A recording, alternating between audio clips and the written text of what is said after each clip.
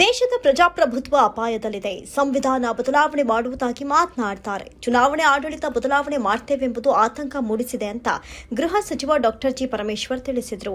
ಇಂದು ಪಟ್ಟಣದ ರಾಜೀವ್ ಭವನದಲ್ಲಿ ಏರ್ಪಡಿಸಿದ್ದ ಪತ್ರಿಕಾಗೋಷ್ಠಿ ಉದ್ದೇಶಿಸಿ ಮಾತನಾಡಿ, ಈ ಹಿಂದೆ ರಾಷ್ಟ್ರಪತಿಯಾಗಿದ್ದ ಕೋವಿಂದ್ ಅವರ ಅಧ್ಯಕ್ಷತೆಯಲ್ಲಿ ಸಮಿತಿ ರಚಿಸಲಾಗಿದೆ. 18,000 ಪುಟಗಳ ವರದಿಯನ್ನ ಕೇಂದ್ರ ಸರ್ಕಾರಕ್ಕೆ ನೀಡಿದ್ದು, ಈ ದೇಶದ ಆಡಳಿತ ವ್ಯವಸ್ಥೆಯನ್ನ ಪ್ರಜಾಪ್ರಭುತ್ವದ ವ್ಯವಸ್ಥೆಯನ್ನ ಬದಲಾಯಿಸುವ ಪ್ರಯತ್ನ ಆರಂಭವಾಗಿದೆ ಎಂದರ್ಥ. ಕೇಂದ್ರ ಸರ್ಕಾರ ಒಂದು ದೇಶ ಒಂದು ಚುನಾವಣೆ ಎಂಬ ಅಜೆಂಡಾ ಮಾಡ್ತಾ ಇದೆ. ಈ ದೇಶದ ಒಕ್ಕೂಟ ಸುಭದ್ರವಾಗಿದ್ರೆ ಮಾತ್ರ ರಾಜ್ಯ ಹಾಗೂ ದೇಶ ಸುಭೀಕ್ಷವಾಗಿರುತ್ತೆ.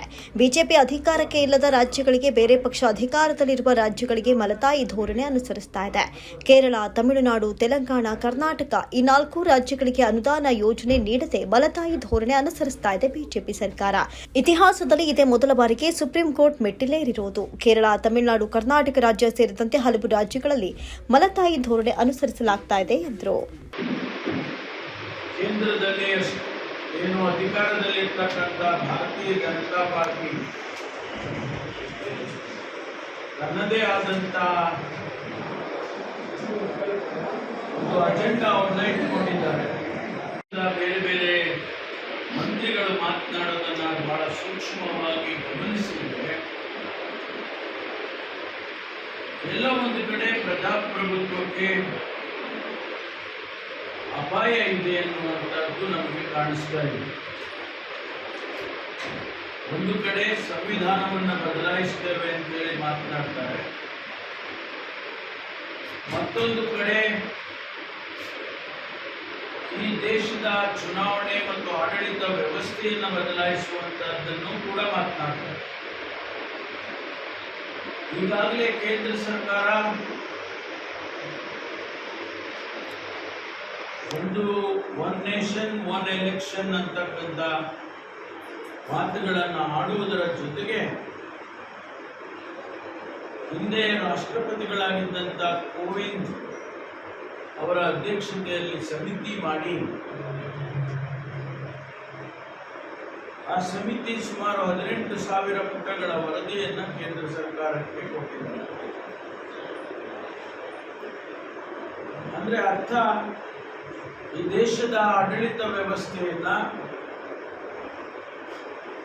ಪ್ರಜಾಪ್ರಭುತ್ವದ ವ್ಯವಸ್ಥೆಯನ್ನು ಬದಲಾಯಿಸುವಂತ ಪ್ರಯತ್ನಗಳು ಈಗಾಗಲೇ ಪ್ರಾರಂಭ ಆಗಿದ್ದಾವೆ ಎನ್ನುವುದು ಆತಂಕ ಬಂದಿದೆ.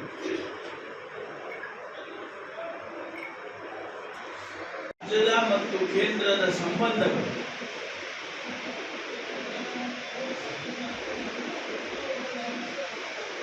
ಫೆಡರಲ್ ಸಿಸ್ಟಮ್ ಅಂತ ಕರೀತೇವೆ ನಾವು, ಒಕ್ಕೂಟದ ವ್ಯವಸ್ಥೆ.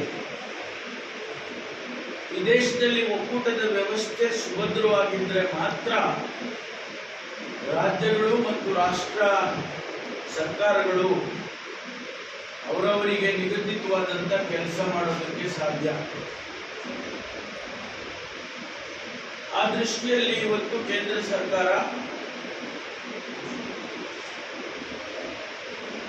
ಯಾವ ರಾಜ್ಯಗಳು ಅವರ ಅಧೀನದಲ್ಲಿಲ್ಲ, ಅವರ ಪಕ್ಷ ಅಧಿಕಾರದಲ್ಲಿಲ್ಲ, ಅಂತಹ ರಾಜ್ಯಗಳಿಗೆ ಮಲತಾಯಿ ಧೋರಣೆಯನ್ನು ತೋರಿಸ್ತಕ್ಕಂಥದ್ದನ್ನು ಮಾಡ್ತಾ ಇದ್ದಾರೆ ಎನ್ನುವಂತ ಆಪಾದನೆ.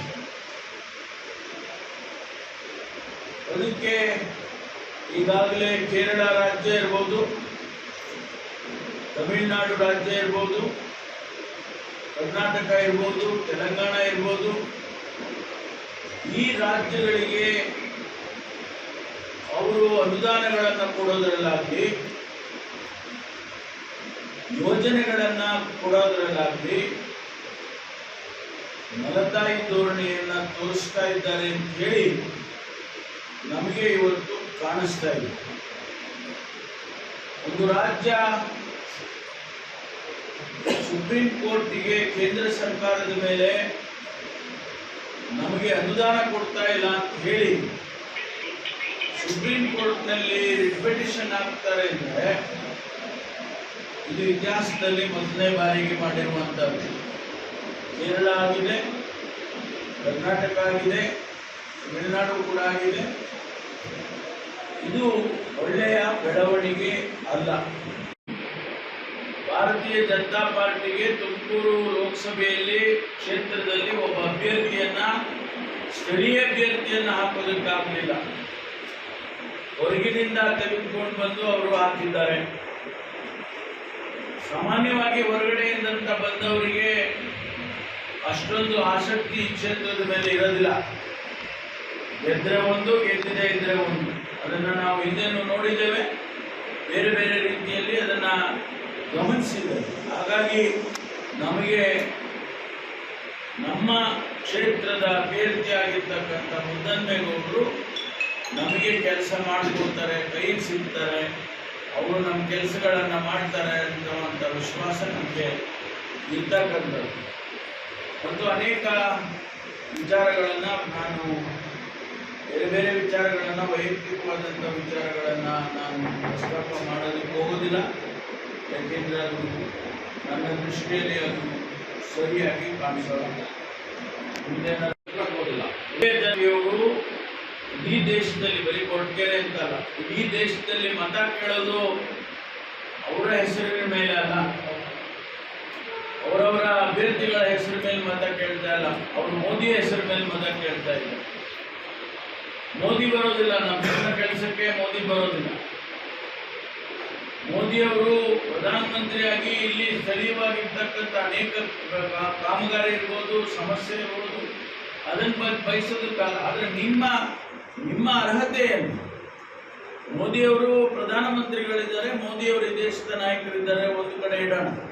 ಆದರೆ ನಿಮ್ಮ ಅಭ್ಯರ್ಥಿಗಳ, ನಿಮ್ಮ ಆದ್ಯತೆಗಳು, ನಿಮಗಿರ್ತಕ್ಕಂಥ ಸಾಮರ್ಥ್ಯಗಳು, ನಿಮಗಿರ್ತಕ್ಕಂಥ ಅವಕಾಶಗಳು, ನೀವು ಮಾಡ್ತಕ್ಕಂಥದ್ದು ಈ ಕ್ಷೇತ್ರಕ್ಕೆ. ನಾನು ಮಾನ್ಯ ಸೋಮಣ್ಣ ಅವರ ಹೇಳಿಕೆಯನ್ನು ಗಮನಿಸಿದ್ದೇನೆ. 10,000 ಕೋಟಿಯನ್ನು ತಂದು ಕೊಡ್ತೇನೆ ಅಂತ ಹೇಳಿದ್ದಾರೆ. ಕೊರಟಗೆರೆಯಲ್ಲಿ ದೊಡ್ಡ ಹೈಟೆಕ್ ಆಸ್ಪತ್ರೆ ಮಾಡ್ತೀನಿ ಅಂತ ಹೇಳಿದ್ರು. ತುಮಕೂರಲ್ಲಿ ಮಾಡ್ತೀನಿ ಅಂತ ಹೇಳಿದ್ರಾದ್ರೂ ನಾವು ಒಂದು ವಿಶ್ವಾಸ ಮಾಡ್ಬೋದಿತ್ತು. ಆದರೆ ಕೊರಟಗೆರೆಯಲ್ಲಿ ಹೈಟೆಕ್ ಆಸ್ಪತ್ರೆ ಮಾಡ್ತೀನಿ ಅಂತ ಹೇಳಿ ಇವೆಲ್ಲ ನಂಬೋದಕ್ಕೆ ಸಾಧ್ಯ? ಬಸವರಾಜರವರು ನಾನು ಗಂಗೆಯನ್ನ ಇಲ್ಲಿಗೆ ತಂದಿಳಿಸ್ತೀನಿ ಅಂತ ಹೇಳಿದ್ರು. ಅಂದ್ರೆ ನೀರಾವರಿ ಯೋಜನೆಗೆ ನಾನು ಆದ್ಯತೆ ಕೊಡ್ತೇನೆ ಅನ್ನುವಂಥ ಮಾತನ್ನು ಹೇಳಿದ್ರು. ಒಂದು ಕೆಲಸ ಆಗಲಿಲ್ಲ. ಅವರು ಒಂದು ದಿವಸ ಅಪ್ಪರ್ ಭದ್ರಾ ಬಗ್ಗೆ ಮಾತಾಡಲಿಲ್ಲ.